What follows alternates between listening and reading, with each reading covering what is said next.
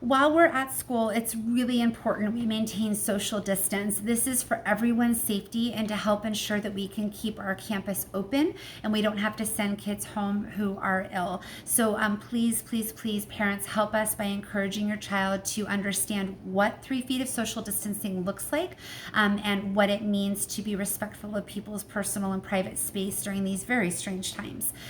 Students will need to maintain a minimum of 3 feet of social distance from their classmates at all times. This is true in the classroom. It's true when we're walking from place to place. It's true even on the playground, although that'll be a little harder to manage, I think. And what's really important is you always keep your face covering on.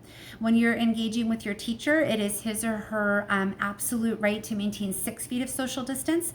Your teacher may approach your child or swing by to help them with something very briefly, but it won't be for a prolonged period of time. Your teacher will communicate with your child what their expectations are in the classroom and how they can seek specific help. We want to help your kid. We want to help them learn. We just have to do it a little differently than we're accustomed to doing. You will find that teachers are wearing some sort of face covering or shield or something of that nature throughout the day. And so just make sure your child's aware that that will happen. We're really thoughtful as teachers about how kids, especially our younger friends, need to see our faces. That's an important part of their early development, so our teachers are really thoughtful about that. You'll likely see a lot of shields being worn, but occasionally you'll see masks too, and that's totally reasonable. One thing you'll notice, there's a picture of a basket on this screen. One thing that's interesting that we're gonna try is to provide every child with a 15-minute recess. The recesses will be done by grade level, so all of first grade will go out and play at once. They'll come in, and second grade will go out to play, and so on. The way we're gonna manage this is the children will be directly supervised from their classroom to the playground while they're playing, and then on their way back to their classroom.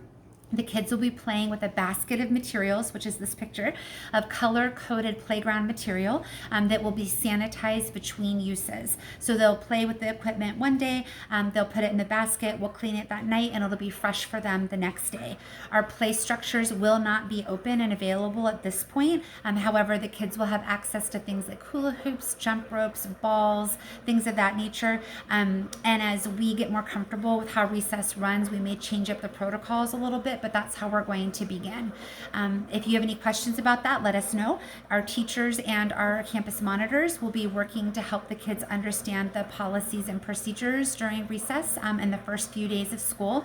Kids will have the chance to have a snack at recess if they prefer, but recess is start to finish 15 minutes, and there will be no extra time allotted if kids can't finish their snack in time. So maybe keep that in mind as you're packing a snack, so that they don't feel like they didn't get a chance to burn off a little bit of energy. Thanks.